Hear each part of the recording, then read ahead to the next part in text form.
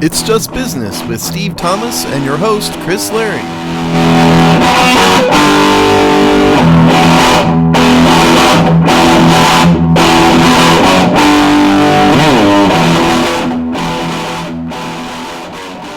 Hello and welcome to another episode of It's Just Business on the Hogstye Network from coast to coast. You're listening to this anywhere you can listen to podcasts. Happy New Year. We are into that liminal spaces of the transition of the year. Steve, how you doing today on this, for us, as we record, day one of 2022? Yeah, it's day one. Of course, I spent New Year's Eve in Times Square in New York at the Ryan Seacrest, Dick Clark production thing, of course, and I watched the lead singer of Journey lose his voice at the end of Don't Stop Believin'. Or I possibly could have seen that on TV. One of the two of those things is true. I'll leave you to figure out which one. Yeah, not a hard one. He's throwing up softballs for you people. The replacement lead singer of Journey. We should. The replacement. Steve Perry. Of course, I don't think Steve Perry has much of a voice himself anymore either, to be honest. But that kid is pretty good. He's not a kid. He's like in his 50s now. That's when you know a band is old, when the replacement singer is also in his mid 50s. And the other thing I noticed is that Neil Schon looked like he had a really bad facelift. Oh yeah. One, it's funny because they found that singer from YouTube. Yeah. You might remember back when they got him. He's in the Philippines. And then I won't say much, but my partner works in the music industry and has many Neil Schon stories, which I am not going to share here. Oh, boo! Being a guitar player myself, I admire his music. I have heard some negative things about how Journey operates, and he is Journey, in case anybody doesn't understand that. And so there's been lawsuits internally to, and they've ran people out, and Chris probably knows more than me, but I can back up the implied negativity, put it that way. There we go. Yeah, I think his reputation precedes him at this point. Little rock and roll trivia before we move on. Do you know the band that he was in prior to Journey? Oh, God. Oh, man. I didn't think you could stump me on a rock and roll trivia question. I know he was a young What's that? Guitarist in Santana. Was he really? Yeah, that's like 18 or something like that. I didn't know that. Santana, I don't know, man. Sometimes I think he's a bit overrated musically. I'm not a giant fan myself. Anyway, but yeah, that's a whole nother podcast, which would be a fun podcast, but that's not why we're here. Tales from the Crypt, classic rock. Literally the crypt in some of these cases. Yeah, right. That's not too much irony there. All right, so we are as we sit on the precipice or whatever it is, day one of 2022. We wanted to take, this is a good. First of all, the holiday season is always a little quieter for stories like this because lots of people are off and things aren't as humming. But we also take a chance to kind of look back and look forward. So that's what we're going to do. Steve, if I were to throw you one right away, what to you, if you're going to think back at 2021, what is the sports business story or even theme that's going to pop out to you that is, you'll most remember? Well, I mean, the one that's the most important is probably not the one that will be most remembered. I mean, the one that's most remembered will be the effect of the coronavirus pandemic on sports, I think, most likely, if you read the history books. But the one that I think is most important is the Deshaun Watson story. And not because of the wide-scale impact on the sport, it's just one player, but because the NFL has strangely just totally ignored it. And I have some theories about it. I don't totally understand why. But in terms of, so I guess there's twofold answer. One, sports kind of thought it was done with the pandemic after the 2020 season, and what we have seen is that certainly in the case of the NBA and the NFL, they've had to scramble to deal with it this year too. So miraculously, baseball sort of survived. They had to pull a few strings here and there, but that was certainly the biggest picture story. But the important one again was to me was Deshaun Watson. You had a guy who has 23, one got dropped, 22 lawsuits, 10 separate criminal complaints, and the NFL just went, so what? And put it entirely on the Houston Texans, to deal with it and basically say, yeah, you get to carry a useless 53rd player on your roster that you can't play. Sorry, Texans. Why the NFL chose to ignore this? My working hypothesis is that the NFL does not want to suspend a black quarterback in the post-Colin Kaepernick era without a criminal charge, even though it would be best for everybody. So I think that's the one thing that all these sports leagues really blew. Of all the sports leagues, the NFL really blew that one. Yeah, no, and that's something we'll definitely be talking about because, I would imagine 2022 brings some kind of resolution here, whether it's, eventual suspension, some of these charges, civil and criminal, progress, are dropped. Is there eventually, by all reporting, a trade almost happened a few times this past year, including right at the trade deadline. So that was a last second, pull out by Miami. It looks like that eventually scuttled that deal. So we will definitely see some kind of resolution to this. I have no idea what their motivation is. I don't know if I share your hypotheses necessarily, because I think I don't think the NFL would really care if they had to here. On that particular front, and so also it's a much different thing, right? It's not a judgment call about what someone's actions are. It's criminal, civil cases, et cetera, et cetera. So, but at the same time, their actions make no sense. Their actions are flat-footed and ostrich head in the sand and all that stuff. So that leaves lots of guessing and wondering about what their motivation is, because there's who even knows. And I think I think your point around what they've done to the Houston Texans is completely, they should have at least let them sidebar him in some way that gave them a roster spot. I think, that is maybe the weirdest part, because in all other cases, they generally allow the team to deal with it in some way that for competitive balance, so to speak. Well, yeah. I mean, and y'all out there, and Chris, it's fine. You can disagree with my hypothesis. I mean, the scientific method says a hypothesis is an untested idea, that turns into a theory once you do some testing and some basic research. I'm just speculating, basically. But, why they didn't put Deshaun Watson on the commissioner's exempt list will forever be a mystery to me. The commissioner's exempt list allows him to continue to get paid, and it would have allowed the Texans to carry a 53rd person on their active roster. So it would have solved every problem, because they're not going to play him anyway. But for some reason, I just think if this had been like a guard, or like a wide receiver or somebody, if it had been anybody but him, I think that there would have been no question. One, the Texans probably would have cut him, and if contractually possible, and two, the NFL would have not hesitated to get him out of there. They really wouldn't have. And so I just think it's a very, very strange situation. And I said this when we covered the story originally. I went back and thought. I could not remember another case of an active NFL player being accused of this many wrongdoings all at once. The only one I could think of was Darren Sharper, and that all happened after he retired. Even Aaron Hernandez started out as just one murder case, and that was horrible and all of that. But it wasn't more than 20 women coming forward all at once. I couldn't think of another player in the history of the sport that I could remember that happened to.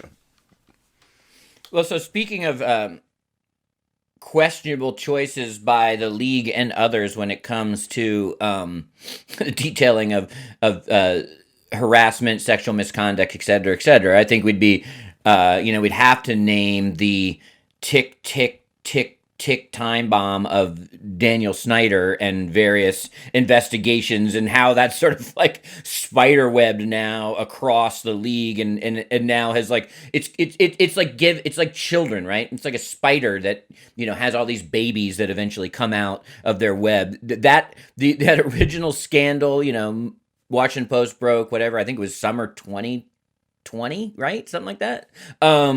Now has got so many little children's story tick time bombs across the league. It's hard pressed not to say that this wasn't and will continue to be a big story. It's like a spawning ground of new stories. Have you ever stepped on a spider that was carrying babies?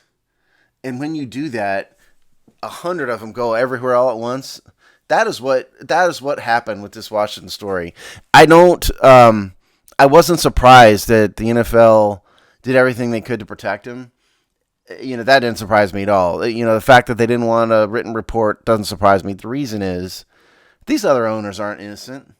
Dan Snyder's just dumb enough to get, out in public in this. He's probably worse than most, but not the NFL's house is not clean, okay? And the last thing these owners want is a written report that people can take and then start looking into other teams and saying, do you guys do this? Did this happen? Do you also fill up your reporters and, all of this stuff? So it didn't surprise me at all that the NFL did everything they could to bury it. And it also didn't surprise me, as Chris said, that it was a spawning ground to a bunch of other stories because it's still Washington. And there's never a bottom. Like every time you think you hit rock bottom, the bottom falls out, in Washington for Washington football. So that didn't surprise me in any way. When you could make a top 10 list, and that's being generous probably, or no, that's being conservative. If you could make a top 10 list of rock bottoms for the Washington football organization, you're doing rock bottoms wrong. Yeah, I know. I don't even know what the bottom would even be. Seriously, what is the bottom? Oh God, off the top of my head, like, what is the single worst thing that Dan Snyder's done from a business standpoint? Sort of the nebulous having taken an elite franchise and run it into the ground and made it a bottom 3 team, but that's too broad a point. If you really break it down, what's the most awful thing that's done? It probably is this sexual harassment scandal, inside the building. Probably. Yeah, which I think the cheerleader stuff best exemplifies and is the most like overtly like documentedly gross. Yeah, and I'll just tell you, it's over now and she knows who she is here, but we had a cheerleader come to us a couple of years ago and say, I want to talk about this, or she was willing to talk about it, and then she backed out like minutes before an interview. And I don't fault her for it. She didn't have to talk to anybody. That's not my point. But I think the reason was, and I'm speculating, is she was probably afraid of the fallout. But yeah, no, see, this is part of why I think the NFL was happy to cover up this story, because it's not exactly a secret that the cheerleaders are underpaid, overworked, generally speaking, underpaid and overworked throughout the NFL. If you guys don't know this, they make almost nothing. They don't even really cover their expenses. If you take all of the, things they have to do, the body maintenance, they have to do, and fitness and makeup and, time and all of that, they really don't make any money. It's basically free. So I would venture a guess that many a cheerleader has been inappropriately spoken to inside of an NFL team building at a bare minimum. Now, filming them when they're changing, another story. Who knows? But none of that surprises me when it comes to Washington. Like you said, you do a top 10 rock bottom, and there's going to be another one. Something else will happen. Oh yeah, we could do a top 15 right now, probably, if we really off sat the down top and of our thought about heads without even thinking about it. Most likely. And it's sort of to talk about the baby spider part of this, I think, and this connects to some of your thoughts about Deshaun Watson too. What I think is dangerous here for the NFL is that they, which is not surprising, this is kind of a given, but they are, at what point are they too drunk on their own hubris, right? Like, when is it you just doing things that don't make sense because they can?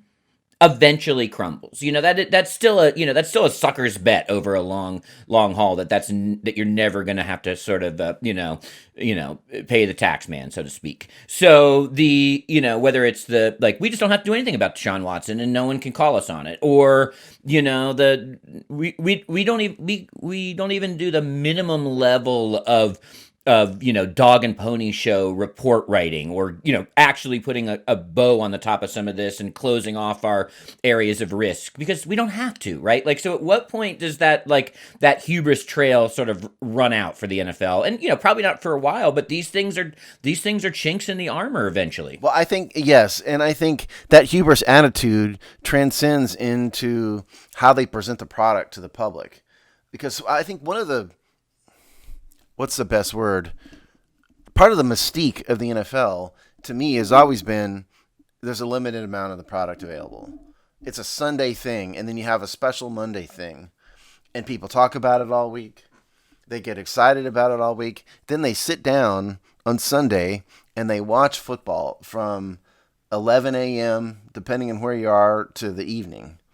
If you have more and more and more of these games and this product all over the place, there's a law of diminishing returns here, and I don't think the NFL understands that, because they have enough hubris, to use your words, to think there is no end to the amount of love that the public and money, the amount of money and love the public will throw at us. Well, everybody gets tired of a product if you see it too much. The top-rated TV shows in television history, everybody got tired of them eventually. MASH, Frasier, ER. I mean, you could go on, and by the end of the run for all those shows, it kind of dries up. And part of it is it's just people are tired of it.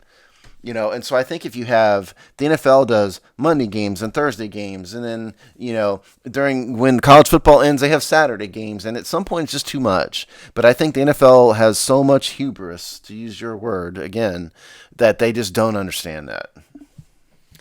Yeah, I wonder if they weren't, I'm curious if they learned the wrong, and maybe it's not wrong. I'm going to give them their props here in a second, because it's hard not to. But, I wonder if unintended consequences of rescheduled pandemic games is them learning, hey, you know what? Monday, Tuesday, Tuesday and Wednesday are also available to us, because I'm sure they did decent numbers on these, rescheduled random weeknight games. It's still, you still put on, Rams Cleveland or whatever on a Tuesday night, still going to beat whatever else a network is going to put on Tuesday night. So you wonder at some point they're like, oh, okay, so maybe the whole week is available to us. Well, that's my point. Is it's going that direction. Because I bet you, for now, I bet you Washington, Philadelphia, a mediocre team and a bad team, probably did pretty well, ratings-wise, on Fox. And they had the Rams and somebody that was, they split the broadcast map up. But for now, yes. But at some point, you do Monday, Tuesday, Wednesday, Thursday, Saturday games. At some point, the public's going to go, ugh. And stop caring quite as much. And I think part of what the entertainment world in general does not understand is you have to keep people wanting more. You don't need to make 9 Star Wars movies. You don't need to make a 5th Indiana Jones movie. Leave them satisfied. Don't stretch it out to. You don't need 20 Marvel movies, because eventually they're going to suck. And eventually the people are going to stop caring about them. And so I don't think the entertainment industry in general understands that. And the NFL is a part of the entertainment industry. You have to keep them wanting more. That's it's psychologically, you have to, if you know anything about the psychology of addiction, a lot of it is about dopamine and your brain wanting and craving this chemical in your brain, dopamine. And, but once you get it, you want more and you want more and you want more. It's like porn addiction. That's what porn addiction is. And at some point, you just can't get it. It just doesn't satisfy you anymore. So I think you have to keep the NFL in some sort of limited dose to keep people always wanting more and talking about it and craving it. Now, I'm a big fan of always leave them wanting more as a general philosophy on a lot of things, including entertainment. So I don't, but and you could say this probably for even the other entertainment options you named. So far, That's not the case. And so if we look at another humongous story from 2021 is the NFL TV deals. And probably TV deals to come. So, like, we can say this and we can probably believe it as a philosophy, but so far the data, whether it's the gross on a new the Spider-Man Marvel movie, did huge box office during like a new outbreak. So, and the TV deals for the NFL, which aren't even done because we're going to be looking at the package. We're going to be looking at more, the streamers coming in. There's still opportunities even for new deals. And the deals they got are eye brain popping. Yeah, I mean, the direct ticket thing isn't sold yet. It looks like it's going to be Amazon, Nope. unfortunately. But yeah, that's not done. But yes, I'm not. But I'm not talking about the here and now. I'm talking about big picture, future wise. Think about how far we've come. Okay, if you go back 30 years, it was just a Sunday thing with one Monday game, and there wasn't 24 hours a day sports talk radio. There wasn't the NFL Network. All of that all the time. At some point, there's going to be a tipping point. Maybe we haven't got there yet. Maybe not. But at some point, there's going to be a tipping point. Now, the broadcast networks don't think so. And the reason why, if anybody wonders, why the broadcast network's paying billions and billions and billions of dollars, well, football outpaces everything on TV, ratings-wise. Again, a bad team and a mediocre team in Washington and Philadelphia would crush everything on network television. Well, I didn't see the ratings of that game, but I'd be willing to bet. Oh, it's not even up. It's not even up for. It's like, yeah, it's not even Right. up for debate. Right. Yeah. Particularly since network television has taken a huge hit with the advent of streaming and what are the streaming sites and all that stuff. There's great shows on those things. So, but yeah, that's why, and it's a cachet to having the NFL. I'm just saying, you got to take, I think, a macro level view of this. If I was the NFL and go, okay, keep them wanting more. How do we do that? That's not broadcast games every day of the week on a regular. Maybe you have to because you have coronavirus stuff, and I get that. But as a regular basis, they'd be wise to stick to Sunday and Monday. To me, I don't even think they really need a Thursday game. Personally, it's almost never good with football. I agree. I actually don't disagree. It's interesting. It's like when does when does someone come to collect the receipts? And what kind of game of chicken is the NFL? It's like drugs. Is the NFL playing? I'm serious. So it's like drugs. You just can't get enough. More and more and more. It really reminds me of a few things. Well, one, it's what was this guy's name? I'm trying to look, but we were in prep for the show. We read, a ex ESPN, ex NFL Network executive who now is at a data company. He made some, kind of talking about some predictions for where sports media and business is going, and Steve Bornstein. he was a. Right. So he was at the NFL Network, and he kind of, in this interview, he kind of gives you a behind the scenes of some of their thinking around just what we're talking about here, where, something is, I think we've made fun of on this show in the past, which is like the big like schedule release as like a thing. And he said basically, that's what we did. We took stuff that, whether it's like the draft of, first round of prime time or like making a big deal about the schedule release. We took storylines that like NFL fans would be interested in, like reading in their daily newspaper or maybe, seeing on SportsCenter, and now like blew them up into these major events because they could. Yeah, the article Chris is talking about is called "Here's What the Exec Who Boosted ESPN and Launched NFL Red Zone Sees in the Next Sports TV."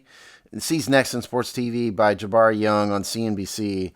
Dated, what is this dated? I don't know. I don't see a date. Yeah, December 30th. Yeah, and this guy, Steve Bornstein, was an ESPN exec. He moved to the NFL. He helped found the NFL Network and Red Zone, and now he's with another data company, which is a whole nother story. But yeah, so what Bornstein talked about in here is that they wanted to turn the NFL into a 12-month-a-year thing.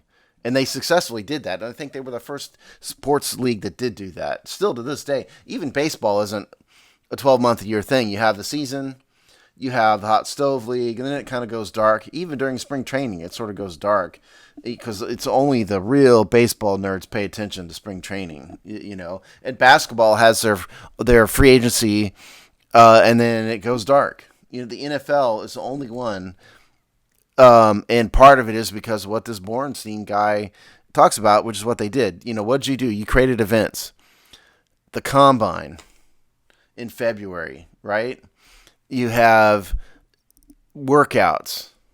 You have the draft. You have the schedule release. There's what the NFL. If you haven't figured this out, the NFL has intentionally positioned itself to have one major event a month in the off season. They have, and that's an intentional strategy, and that's what this Borenstein guy is talking about. Is that so?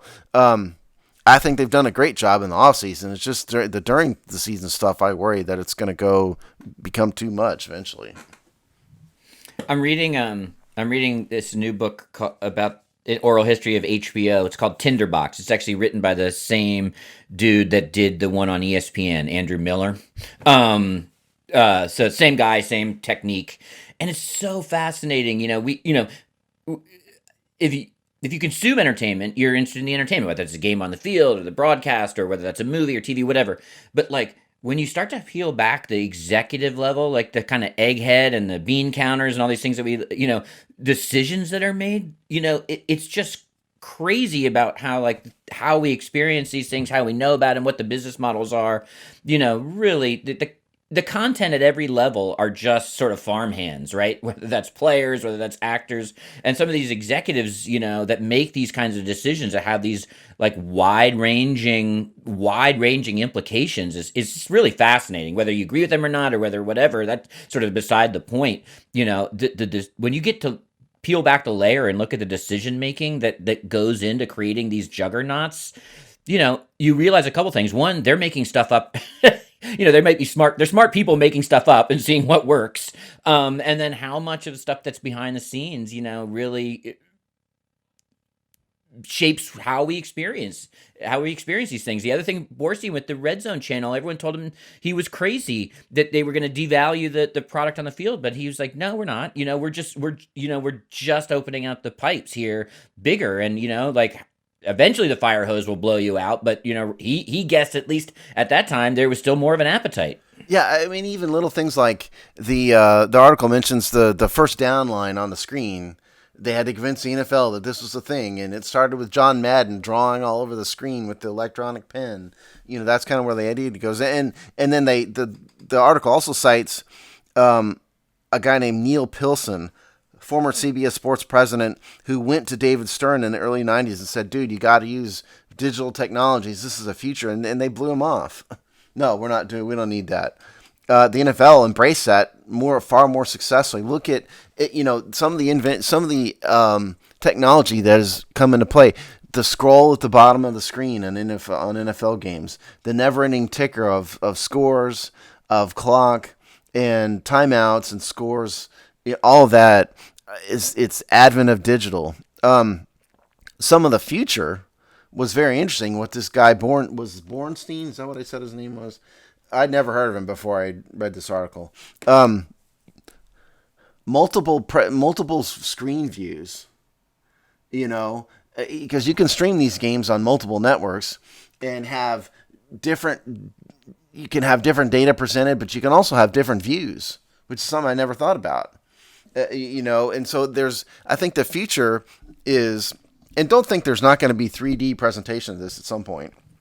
So, yeah, for sure. At some point, it's going to be you're sitting on the field with these people, and it takes the Steve Borensteins of the world to have the vision to see that and convince the networks in the NFL to do it.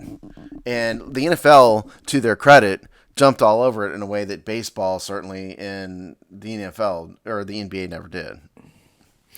I spent most of my 20s and 30s watching Washington games in sports bars, packed sports bars, by the way. So, because, lots of out-of-market people are doing the same thing, and you have this, what is it, 15 games going, different screens, different placements. You grab your table by, the team you want to watch, but hope you get a couple games you also kind of want on the side. And, when that first was the sort of people were like, this is crazy. It's too much to pay attention to. But what happens is, you condition people over time to want that kind of experience. And a smart executive walks into a sports bar and sees a dude that's paying attention to their game, but is tracking 5 other games. And they're like, ultimately, these people don't want to be going to sports bars every Sunday for this experience, right? And that's what they now, probably over like the last 10 or 15 years have gotten close to basically equating that experience of the sort of like multiple games in a sports bar on your couch. Well, yeah, I hate sports bars because I'm not a drinker and that's just not my thing. And so I'd much rather be able to experience that at home.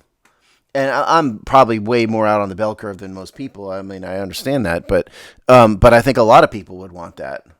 A lot of people don't want to sit in sports bars for 4 hours, to watch a football game. And the advent of more and more packages and more information presented to you from your couch is definitely 100% the future. Now, the NFL, what they need to figure out is how to get these games in people's homes. That's what they need to figure out, because baseball has done it, basketball has done it, and presumably hockey does. I don't pay a lot of attention to hockey, but yes. Yeah, they're the same basic deal, yeah. The NFL doesn't do that, and here's the reason. If anybody really wonders, here's the reason. Because I've been a part of these talks. The NFL retains the broadcast rights to these games at the league level. Baseball and basketball, the broadcast rights the excess broadcast rights are granted to the local teams, to the local markets, meaning that, yes, ESPN or the network can grab a game, but the local market, the team retains the broadcast rights. The NFL, that's not the case. And so the NFL has to go out of its way to protect networks, for that reason, because of the broadcast rights. So that's why it's much more difficult for the NFL. And they made a fortune off of the DirecTV contract and all of that, but they really would be wise to figure out a way to get it into everybody's home. Because I've tried, Chris. This year I tried to subscribe to the DirecTV streaming service, because I'm not afraid to say, if you don't give me a way to watch the Washington games that doesn't involve me hanging a satellite dish on my house, I'm going to find an illegal stream. But I thought, let's try to do it right this year. I tried to subscribe, and DirecTV came back and said, no, your address is ineligible. My particular address, because the basic gist of the DirecTV rules are, if you live somewhere where you can't hang a satellite dish, then you can stream. That's basically just, so if you live in an urban area in the middle of a city, they'll let you do it. Whereas if you live out in the suburbs, like where I do, you can't. So anyway, I think that's the NFL will have to figure that out in the future.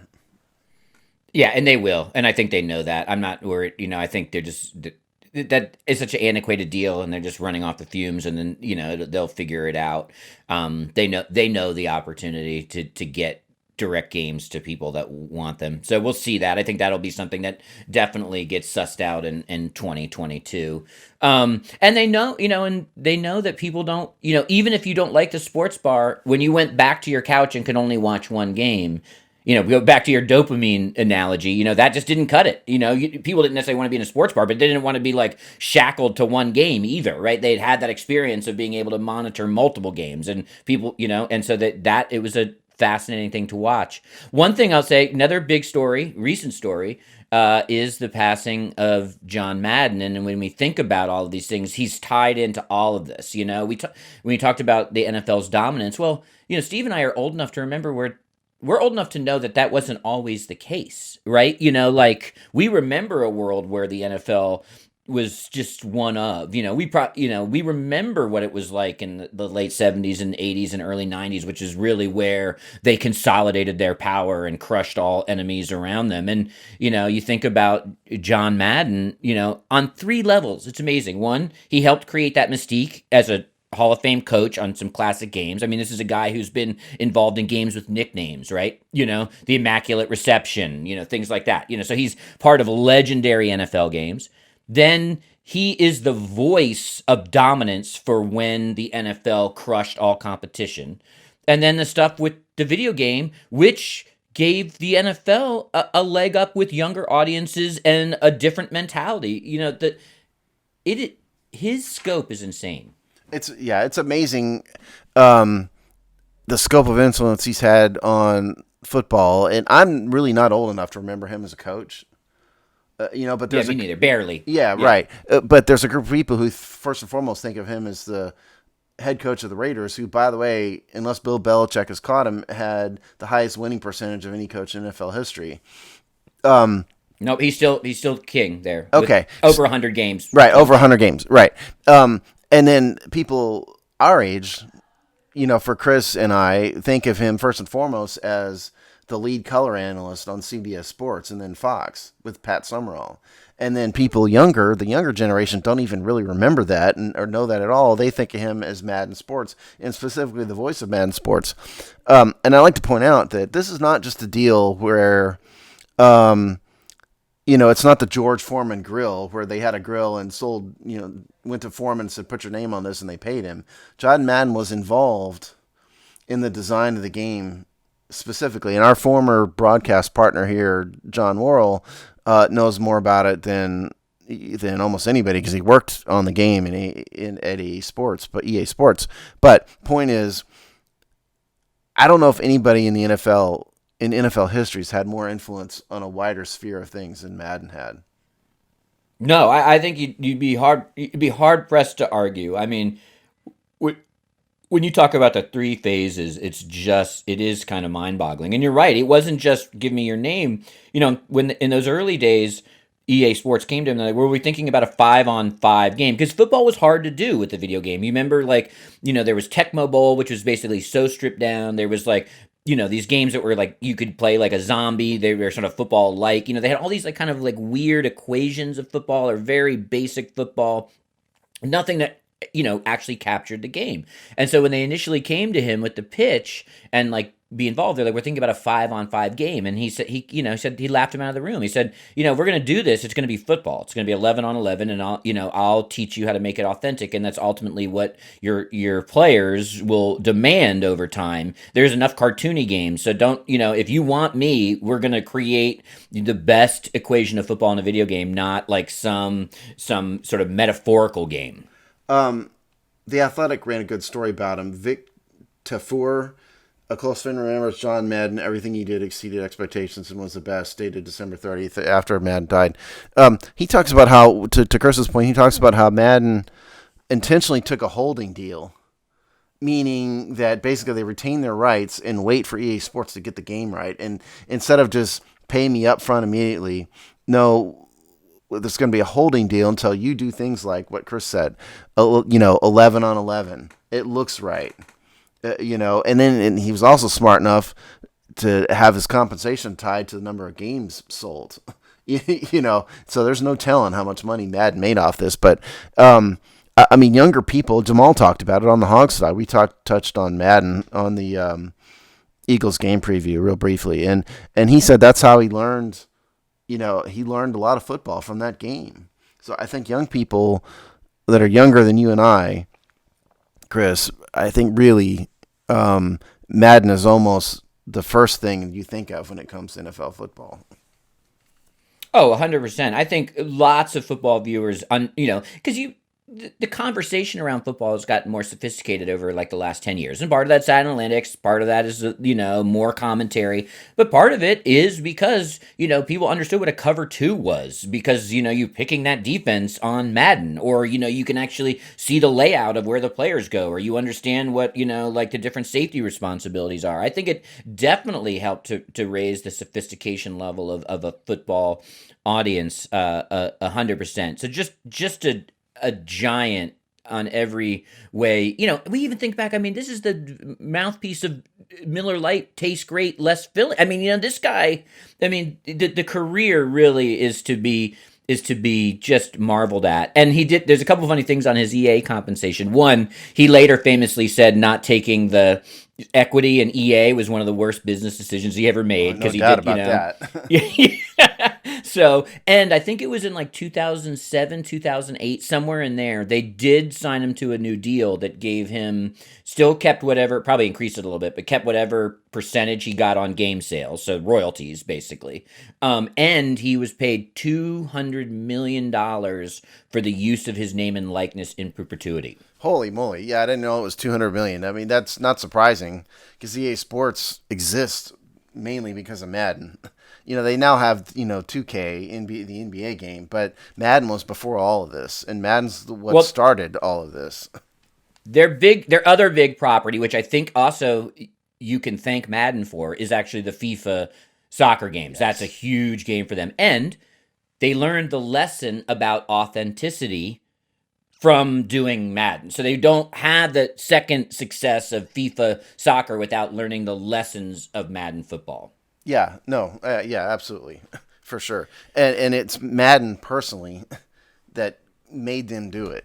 It's not again. I Yes. Yep. just I emphasize to emphasize this is not him just attaching a name to a game that was done. He insisted on many things, and he's the one that's been intimately involved in it for years.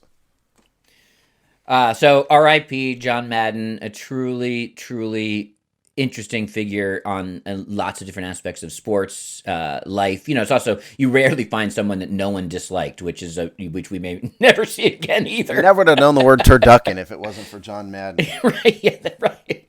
Small things to big things.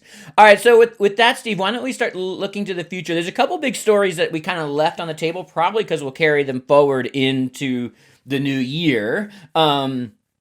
So, I think the story that just bubbled this year actually kind of got solved and then bubbled, and we're going to just see next year start to be the explosion, I think, is this name, image, likeness stuff in college athletics. I think this is, it kind of came in about halfway through the year. There was the state pressure with state laws. The NCAA basically just said, okay, we're not gonna stop this, so let's just embrace it now.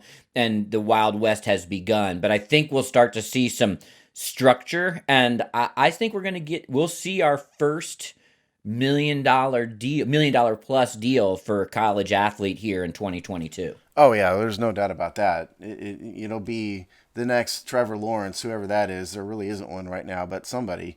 Um, yeah, it was. I hate to give California credit for anything because it's a miserable state run by a miserable, sad communist. But California is the one that solved the problem by passing a state law that said 3 years from now, every kid, college athlete can make money on name, image, and likeness deals. Since that's what start the ball, and we've talked about that before. So it's sort of a bit like an article I read. I can't remember where, but I'll give somebody the credit for the term. It's sort of the wild, wild west right now with the name, image, and likeness because it's so new that nobody knows how to run it, and there's not really a system. But you give it a year or two, and there will be a system, and then then you're going to see college athletes driving Lamborghinis on the campus of Ohio State and many other places. And I think one positive side effect of this is, and Chris, you showed me the data, some female sports that have basically no viewership at all. Women's volleyball, for example, is way up on the list of women's sports that have made a lot, in which the athletes have made a lot of money this year, which surprises me greatly, but in some respects. But that's certainly a good thing. But I just think we've seen the tip of the iceberg because we really haven't seen too many like of the Nikes and Adidas and Coke and everything jump into this yet, and that's to come. And that's when you're going to see the $1 million deals. I think it's too early for them yet. 100%. Yeah, people don't know quite what to do. The state houses were grappling with this back last winter, spring, and we were in, lots of states, SEC states, following California's lead. And then the NCAA just said, okay, whatever, we're just going to get out ahead of this. And all of that, I think that was all decided. I don't remember, but I think by June, right, the NCAA had made that call. So we were only talking about a half the year where this was even like, which had no relation to sports calendars, right? It just happened when it happened. So, we'll see as you go through the sort of typical years of recruitment and yada yada and seasons. And I think what we talked about, and many times, and what this latest data about where the money's going sort of backs up, is that markets are different. There's giant markets of scale, and there's markets that can feed a certain thing. And obviously, women's volleyball has enough of a market where this is viable. It's not. It's gonna have a ceiling, but it has a pretty high floor, right? Right. So where are those sweet spots where this actually starts to make sense? And some of the numbers that we were looking at, which is an article in something called Swim Swam, so take that for what it is, by Tori Hart, was from mid-November, so not too dated in terms of its data. But this is also going across the divisions. You're seeing Division Two and Division Three ecosystems for this also bubbling. It's not. It will be top heavy. It will get more top heavy, but it isn't by design all halves grab everything. It looks like it's a little bit more distributed, at least early on. One thing I have to note because of my own emotions is that what college sports has done to these divisions is just a crime. And so my beloved Big East now, in terms of top conferences for NIL activities, is 9 of 10. It's above Conference USA and below the MAC. So if you want to see what happens, man. yeah, what happens, with all this stupid money driven, obviously, change up of leagues has done to what, in college probably both. In college basketball, the Big East was royalty, and now it can't even beat out the MAC in terms of the interest in NIL money. Well, that's because their basketball has just fallen totally, by the Yeah. wayside. But so to Chris's point, um, universities are big in their towns. Okay, not everybody can have a national profile, and that's where the Coke and Reebok money is going to come from. But the reason why you see things like women's volleyball, well, there's a national champion. We did a story about a young lady who was from Iowa, maybe, I can't remember, who had all these NILs, and she was a big deal volleyball player on the national championship women's volleyball team. Well, that team is a big deal in the little town in which that university is located. And so while no, there's not going to be national $1 million deals, there's going to be a lot of little deals. That's when Chris says there's a floor. That's what the floor is.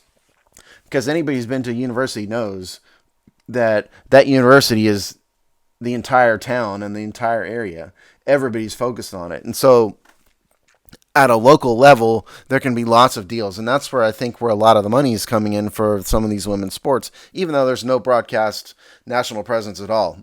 Even women's basketball, no national presence aside from the NBA, ESPN trying to force it on us, in March, unsuccessfully for the most part. But it's these local deals that are making all this money, and so and that's you can't not think it's a good thing. It's certainly fraught with concerns because I've always said I don't know if it's really necessarily a good thing to have professional athletes on a college campus pretending to be students. That's my problem with it, and so to me. I've said this before, but I think you just need to stop pretending. Stop pretending these are amateur athletes. These are pros. And just treat them like pros. You may have to change Title IX to get there because there's no real easy legal way around it. But I think it's time to treat these people as professional athletes. So super interesting. I'm sure we'll talk about this many, many times. And we're starting, it's while we're still in the frontier era, there's, information is starting to kick back at us. We're starting to see what's happening, where the trends are. And I think especially as we head into, we're about to head into basically college football recruiting season, right? I mean, in fact, those staffs are already doing it. They're always doing it. But, we'll start to see more of that. So, once you start getting in, we're a year or 2 years into the regular cycles of recruitment and games, you'll start to see the sort of rules of play and what's happening start to shake out here. Yeah, it's just too early to really know. Yeah. It's just the beginning stages of this thing. So another story that kind of crossed over, it was a 2021 story that we're going to just sort of see, I think, explode. Is one, for the second half of 2021, we saw audiences return, right? We saw TV audiences return and we saw stadium audiences return. So there was a big sigh of relief, right? That now there's probably some atrophying and there's still factors and cable cutting. There's all kinds of things going on. But for the most part, audiences returned at a level that gave all the sports leagues and networks and the ecosystem at large a bit of a sigh of relief. And we saw an influx of new revenue money and ad revenues driven by the return of people, but really these new players, and that is cryptocurrency companies and gambling, create these huge new, previously non-existent revenue streams in terms of ad dollars. And, I think this is going to be, do the people stay? And what kind of year are we looking at in terms of the revenue and these new players and what that means is going to be a giant story in 2022. Oh yeah, I mean, I think we're at the first step of crypto and sports betting's involvement in sports. We're starting to see it, but I still think the general public still doesn't totally understand crypto very well. I mean, a certain group of people do, but I think a lot of people really don't understand it, and that'll get there will be more understanding as it grows. But sports, it's amazing how much sports betting has become integrated with professional sports leagues now. It used to be that it was oil and water. I mean, they ran Pete Rose out of baseball forever, for betting on sports and all of that. And now you have DraftKings and what's the other one? FanDuel and a bunch of Caesars, has a big sports betting. They're all involved and all have contracts with major sports leagues. So it's amazing how far that's come. And I think that all the sports leagues see all the money. And ultimately, what's the theme of this show? It's money is the most important thing always. And that's what we're seeing with sports betting. These leagues will let questions of game integrity go by a little bit if they can make some more money on betting. And it's just fascinating too, right? So the audiences return, the sports media business landscape stabilizes somewhat, it's still, we live in crazy times, so it's not like, it's not bedrock, but it status quoted itself out a little bit. So you get that, right? Which is already good business for all involved. Major League Baseball was all of the sports were on the rise pre-pandemic and have now survived enough and are starting to grow again. So imagine that status quo, which is already good, and adding two huge advertisers that didn't exist before. So everything else remains basically the same. Your Cokes and your Toyotas and all of that all sort of remains static. And you add conservatively in its first year $1 billion of new revenue coming in through sources that 2 years ago didn't exist and aren't necessarily even replacing old ones that have went away. Yeah, that's crazy. And remember, all of this came about really because the Supreme Court, 2 years ago, had a case in which they held unconstitutional the prohibition against gambling in all the states but New Jersey and Nevada. And that's what's caused the floodgates to open with all the sports betting stuff is that Supreme Court case. And yeah, I think you presented that in a way that I hadn't really thought about, which is, you're maintaining the ad base they have and you're throwing another billion plus on top of it. No wonder the TV revenues or the TV contract revenues are going through the roof, because there's so much more money available now. It's really, this is nothing. We're just seeing the beginning of. You want to see, when we're doing this show next year at this time, I think one of the stories is going to be the proliferation of gambling in sports. I think we're going to see an explosion of it this year, not just in ads, but in-game. That Bornstein interview, he talked about it, because what we didn't mention is he's moved on to another company called Genius something. Was it Genius Sports? Let me see if I can find it here real quick while I'm talking. But that company, Genius, whatever it is on the forefront of the digital information technologies. And so what he's trying to do is sell information to the leagues for gambling purposes, and I think that's going to be a huge, part of sports going forward. Genius Sports is what it was called. So yeah, I think next year at this time we're going to be talking about this in a much greater respect. And I'll make a prediction. I think about some, I think there will be a scandal related to sports betting in 2022. Now, I'm not saying this is like a, Donaghy, like, I'm not saying this is like a player throwing a game or bought out ref. I'm not saying I'm opening up the surface area for what the scandal might be, but there's so much money. There's so much sort of like quite sure where the regulations begin and end. I think it most likely if a scandal happens in 2022, it's going to be who's manipulating data. At these big gambling houses. I think it'll be probably more in their books or in their practices that will. I don't, and like I said, I don't think it's necessarily like an on the field scandal yet, but I think you will see some kind of whistleblower. Hey, there's so much money so fast that here's a bunch of shady business. I think there'll be a scandal that opens this up a little bit in 2022. And I would predict it comes from a FanDuel or it comes from one of the, how are they skirting regulations state by state? Something along those lines, but it'll blow up. Probably. I mean, that's why the sports and the NFL and the NBA and baseball, that's why they weren't involved in gambling in the first place.